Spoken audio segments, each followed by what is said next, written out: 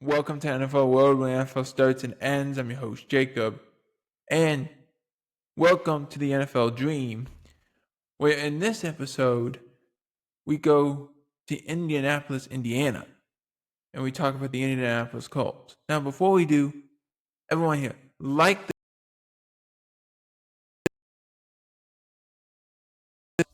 us out a ton. It shows that you enjoy this content, enjoy the series, enjoy NFL in general. So with the Indianapolis Colts, we have a very it's not how do I describe this? They got some big names.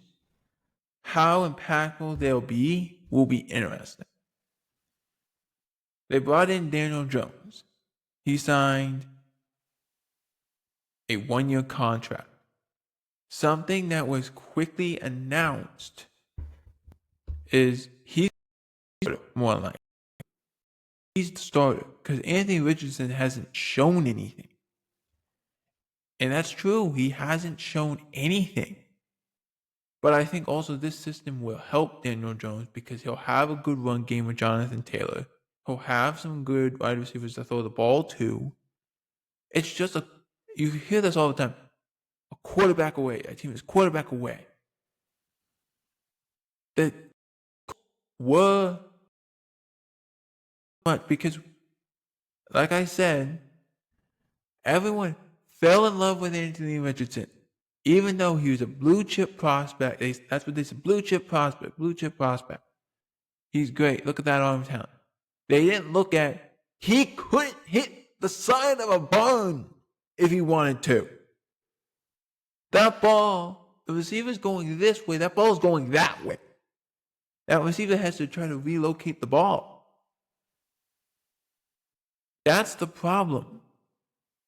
He wasn't good enough, and he's not healthy half the time.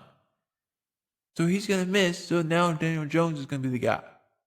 At least for the meantime, anyway. Now, they brought in Daniel Jones. They also brought in Charvarius Ward. That was a big signing. Multi-year deal with the Indianapolis Colts. Look, San Francisco brought up a lot of bad memories for Charvarius Ward, and understandably so. Everyone knows the exact reason. We don't have to regurgitate it here. We don't have to go through the whole thing again. We don't have to. Everyone knows it. We got it. If you don't know it, look it up. It was devastating for the Ward family. It was devastating for the 49er family, but it was also just devastating all around. So get him out. He wanted to leave. He left. He goes, signs with the Colts. How long will he be there? I don't know. They say multi-year deal. I think this is more like a 1 year with maybe becomes 2. That's how that works. Usually when you get to an older age. I'm going to hopefully try to pronounce this right. I believe it's pronounced Cameron. Cameron Bynum, who also signed a multi-year deal with the Colts. That's what he does. And he was the guy who did all the cool celebrations for the Minnesota Vikings last year. Like, that was all his brainchild. So bring that to Indianapolis, hopefully, will bring some spunk to that defense that desperately needs it. They need to showcase. They have a lot of good pieces.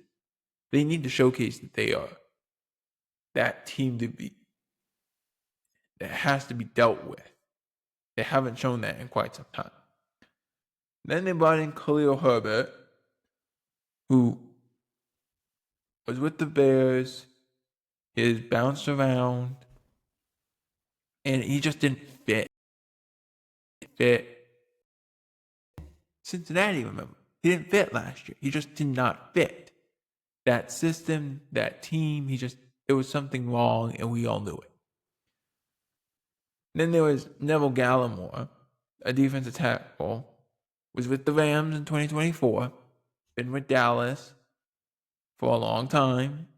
prior to that, he now comes over as a very capable player who just hasn't completely shown what he's capable of doing at this current time. Then you have, I hope I pronounced this right, Corey Ballantyne. He also signed a contract with the Colts. So you can see what they were trying to do. Starting corner that isn't going to take away everything on one side of the field. You bring in some defensive tackle help in case injuries happen or in case you find a good gem that you can keep on your roster.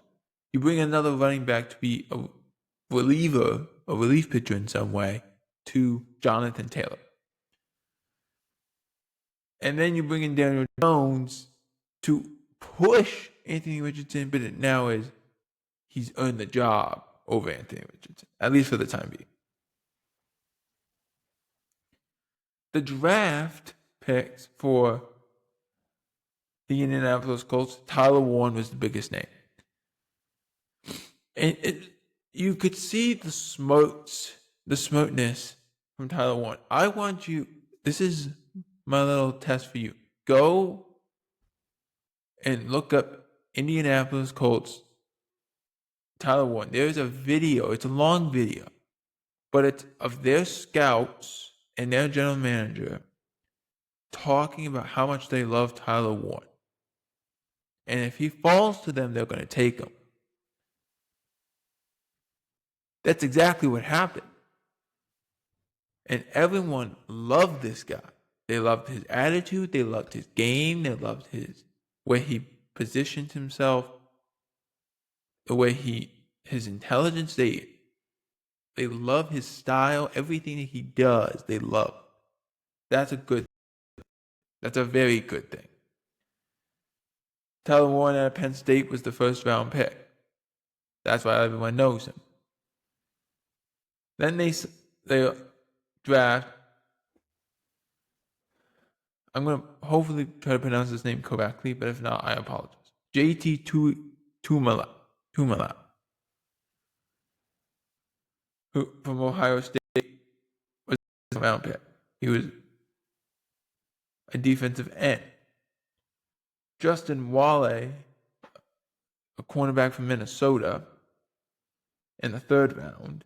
Offensive tackle Jalen Travis from Iowa State in the fourth round. And then DJ Giddens in the fifth round. So they add more depth to that running back room along with Khalil Herbert and Jonathan Taylor and the other guys that are there. Riley Leonard, a quarterback from Notre Dame, they brought him in the fifth round. And also Tim Smith was in that fifth round as well. He was an defensive tackle from Alabama. That was in the sixth round. And then in the seventh round, Hunter Wohler from Wisconsin was the seventh round pick. We've gone through this before. Pretty much through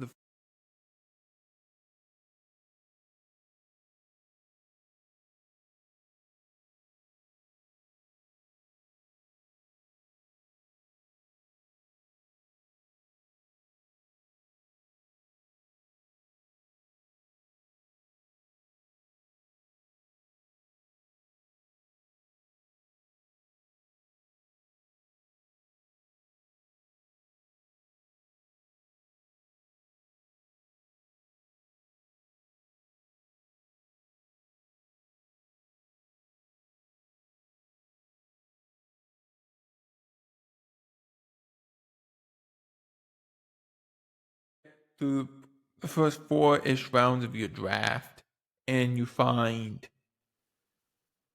the players you want. Then you get to rounds 5, 6, and 7, and you pretty much know who you want, but you're looking for certain things. Like you're looking for traits of a certain player. And that's exactly what you're trying to do. And that's what the Colts are trying to do, especially with guys like Riley Leonard, Tim Smith, Hunter Wohler, for the example. Now, who did the Colts lose in free agency? Well, the biggest names were Ryan Kelly and Will Fox. Both guys ended up in Minnesota. Okay? When you lose two guys on your offensive line, that's devastating. But especially when they play the way those two guys play. Those are big name guys, and you lost them. And now you have to build up this offensive line again in some way, which is the reason why you draft offensive linemen, why you sign offensive linemen. You can't just bet on the backups being starters. That's not how it works. Just the other names that they lost were, I'm going to butcher this name, but I'm going to try my best. Deo Oendebo. He went to the Bears. Kylan Granson signed with the Eagles. They had EJ Speed. He signed with the rival Houston Texans. Then Grant, I believe it's supposed to be Stroud, but it almost is spelled like Stru, because it's spelled Stuard. So I'm going to say Stroud for now. But I think it's supposed to be Grant Stroud. That makes more sense, in my opinion. He signed with the Detroit Lions. So, again, you're losing players and positions, even if they're just backup linebacker. That's a position that is lost. That's how that works. You lose a guy like EJ Speed who's a tackle machine. That's a problem. That's a big problem. Now, looking at Colts 2024 season, they were 8-9. They had finished under 500. They were under 10 wins. They won 47% of their games, 47.1 to be exact. They were 5-3 at home, 3-6 on the road, which you're not going to be good on the road. You're not expected to be good on the road. They won their last game, but there's a lot of this team that I look at, and you say, to Shane Steichen, who's entering his third year, Chris Ballard, who's been there forever, what do we need to do in order to build a team in a way that is not just affordable, but dominant and dominates the league? That's the concern that everyone has. And that's really what I think it is. Can the Colts side with this roster? That's going to be a question that everyone and any team has to ask and answer privately and publicly.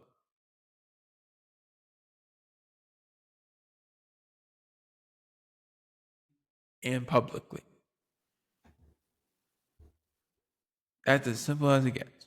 Now, looking at their schedule, it's interesting how this team is set up. They are home for the Colts. They're home for the Broncos. That's week 1 and week 2. Week 3, they're at Tennessee. Then they're at the Rams. Then they're home for the Raiders. Home for the Cardinals. At the Chargers. So they play 2 games in LA in the first 7 weeks. Home for Tennessee, so they get that divisional rival out of the way. At Pittsburgh. That's a tough game, I think, for them. The way they match, I don't think they match particularly well. We'll see if Pittsburgh can stop the run. That's all going to be questioned. But let's see what happens at that point.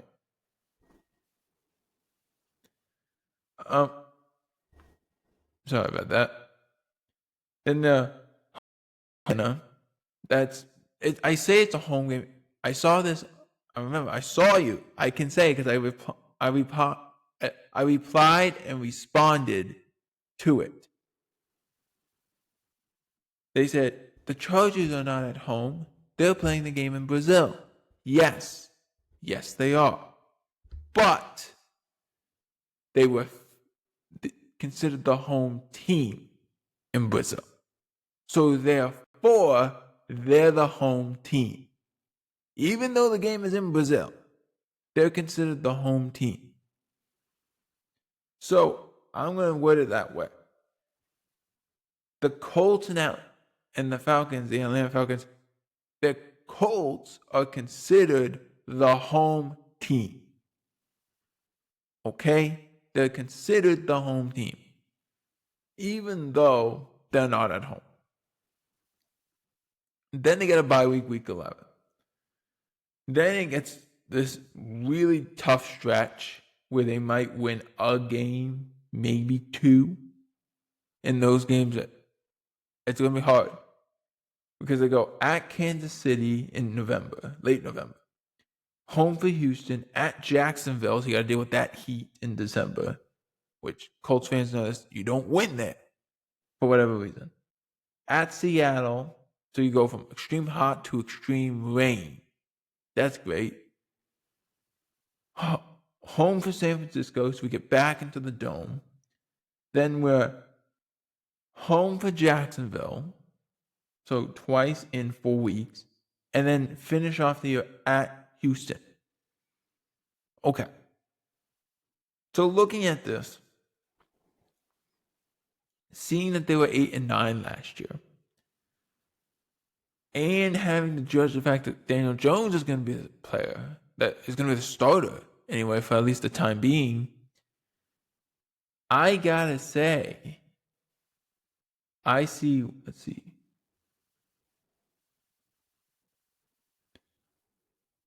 I can account for 6 right now.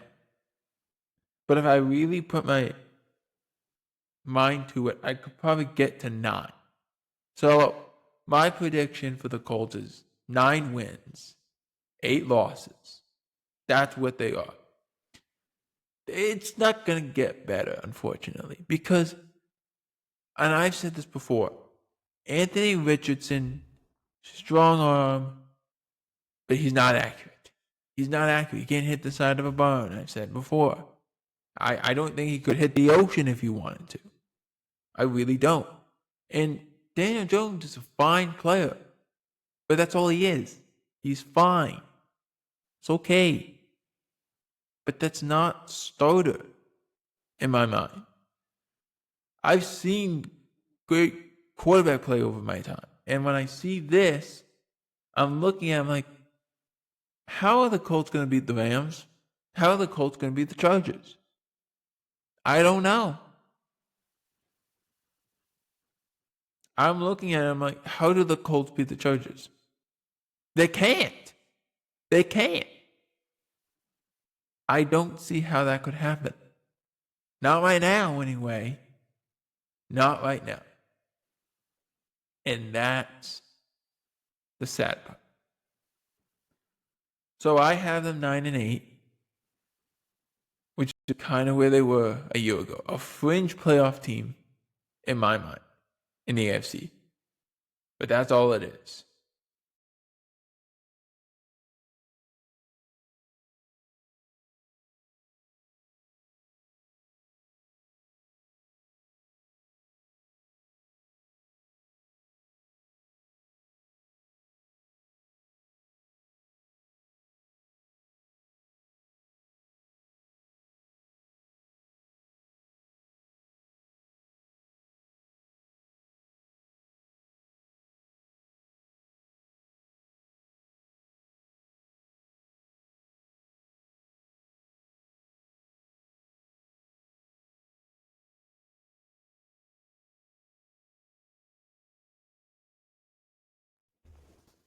Let me know in the comments when